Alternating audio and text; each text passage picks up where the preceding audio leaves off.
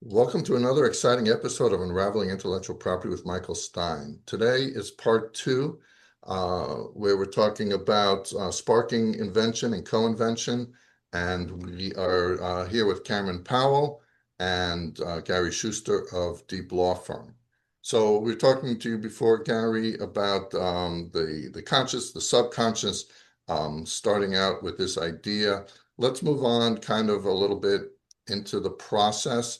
And then later on in this segment, we'll get into your law firm and what it does to help with this entire process. But the interesting thing about the process is, as a lawyer, I recognize the U.S. is on a first to file system. I can't take forever to draft this, but so like when I'm wearing the lawyer hat, I know I can't take too long to draft it. But when I've got the inventor hat on, I'll just sit there for days, weeks sometimes. I've had patent lawyers just call me and say, "Your deadline's Friday to file." Why is the deadline Friday? Because you're going to just keep going.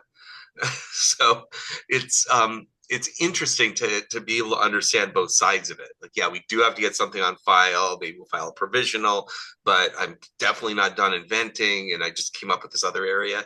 So the invention process is oddly, for me, it's internally. Um, it's sort of linear at times and then very chaotic at times.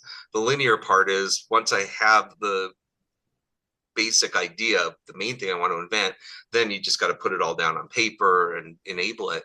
But then the chaotic part is you think, okay, so I have this two-dimensional surface that I've protected. Can someone work around it by going over it? Is someone else going to be practicing something up here that we can cover in our patent, cover that, and then bring in license fees from that, and that's a secondary income source, and it can even make your IP program a profit center. I mean, most people, I think, recognize long term it's protection, hopefully profit, but at the beginning for a startup, it's a huge cost center, and a lot of them just skip it. So it's important to be flexible with what you're doing, but to also try to enlarge what you're doing, um, vertically, horizontally, and you're looking for things that are adjacent that you can license. One of the things we're going to ask you, like for let's a precursor of what we're going to talk about. One of the terms was co-invention. Yeah. So, were you talking about that with another human, or are you talking about that with software? What did you mean by that? Oh, well, I won't do it with AI because of the minute AI invents something patentable and it gets in your patent application, you've got a big problem.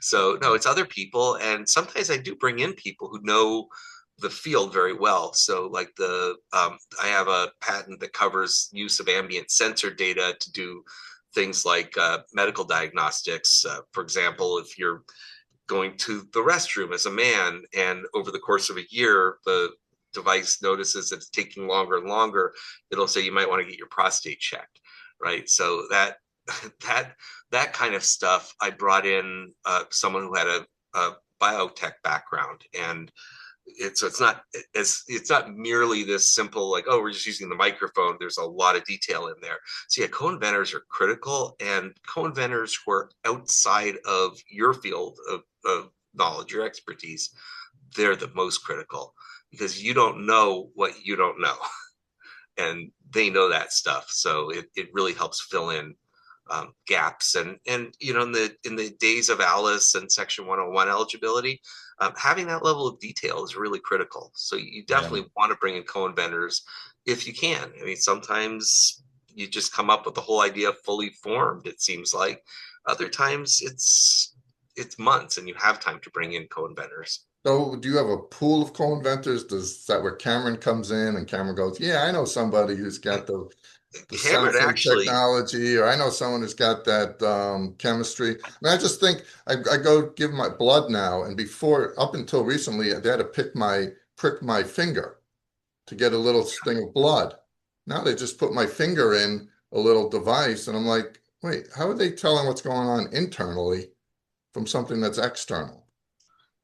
oh, well, if you ever have shined a laser or even a light through your finger. Oh, well, yeah, that was just an I mean, example of the right. technology. But yeah, it's but that's also one of the things to this stuck out to you as wow, this is something important.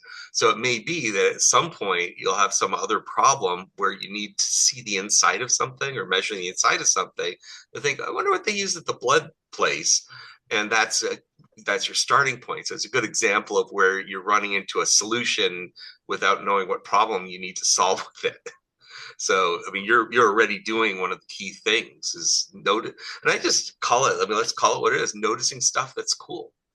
If you think that's amazing, Noticing stuff that's cool. I like yeah, that. I like that. notice it, We remember should it. get a trade. Noticing stuff. Maybe we should get a little trademark on that. I think it's descriptive. Yeah, there's plenty of kind of descriptive stuff you can still get through.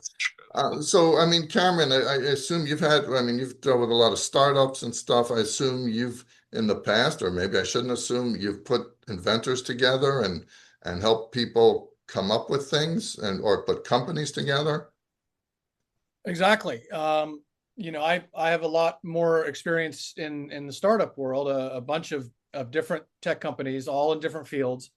And what's interesting is that, the difference, I suppose, is an inventor can find a nifty solution to a problem. Now they're an inventor. They hand that to a patent lawyer who can protect that nifty solution to the problem. In the startup world, founders, often inventors themselves, but someone who wants to try to monetize a bit of IP, they're engaged in a constant feedback process of finding out, is there a market for the nifty solution, or what's called product market fit? I can't tell you, And pardon for interrupting, I can't tell you how many inventors, they all think that their invention is worth $500 million and that Coca-Cola is going to want to use it on every bottle or, every car is going to have this or so I'm sorry, go ahead, continue. well, and so I think the lean startup methodology in particular, which Steve Blank was a real popularizer of, as well as Eric Ries, Ries, who wrote a great book on the lean startup. He's a protege of Steve Blank. The way he puts it is a startup is a temporary organization in search of a business model. And when you have an idea, let's say your solution, that's really just a hypothesis. And so what you need to be in the business of doing as an inventor, as a startup founder, is hypothesis testing. And the only way you test, you cannot do it in the privacy and solitude of your own mind. You have to, as Steve Blank puts it, get out of the building. You have to go talk to potential customers, potential partners, potential teammates, maybe people you want to try to hire, get their feedback, potential investors. And that's why it's so important when investors start to talk to a founder, they say, do you have traction? In other words, you've been talking to these people, are any of them biting? Is anyone buying what you're selling? Because you can come up with a solution to a problem that is really ingenious and that no one wants, at least Or no not at one's the willing price. to pay, or no one's willing to pay for at the cost that you would have to charge to make a profit. Exactly. You read my mind. I mean, I had a note here myself, or at least not at a price it would take to make it. Right. I just saw an interesting Shark Tank where one of the inventors said, "Yeah, I was on a street corner and I was asking people, how much are you willing to pay for this? How much are you willing to pay for this? How much are you willing to pay for this?" Yeah. So what one of the values that we try to provide to founders, inventors, as well as investors is can this idea be improved? That's where Gary's in sort of broadening, expanding inventions come into play. Is it protectable, which is where we also start to bring in people like your law firm. And then is it marketable? Do people want to buy this? And for investors and founders alike, pursuing a product that nobody wants to buy is the bane of their existence. They want to get out quickly if there's not a market. So we will help them to assess whether there's a market for what they're selling. There's a really good example. The actress Jamie Lee Curtis got a patent for a diaper that has a little pocket inside it where that has the wipe. It's a genius idea because now they're together. You don't have to go hunting for the wipes. There's always 1-to-1 ratio. Wow, that is really clever. And I've never seen it. And my guess is it's because it would cost so much to manufacture it that the diaper is no more under $1, is no longer under $1. Right. It would just be so difficult to manufacture the little pocket, to put in a cold wipe that's moist, to keep it moist, and you got no traction. So I'm just guessing that that's why it didn't happen, is because it just would raise the cost, and not enough that people are willing, like, to have my wipe with the diaper, I'll pay $1.47 per. Yeah.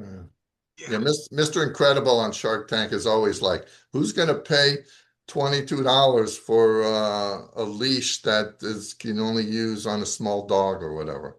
But it's, I mean, and get back when you mentioned inventors always think their patents half a $1 trillion of value. Always, That always. is a huge problem. So here's a very clean piece of advice for inventors.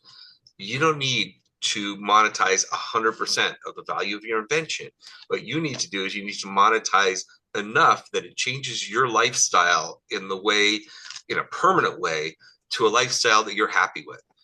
If someone were to offer to buy out all of my patents for $50 million, realistically, the change to my lifestyle between 50 million and 500 million or $1 billion is negligible.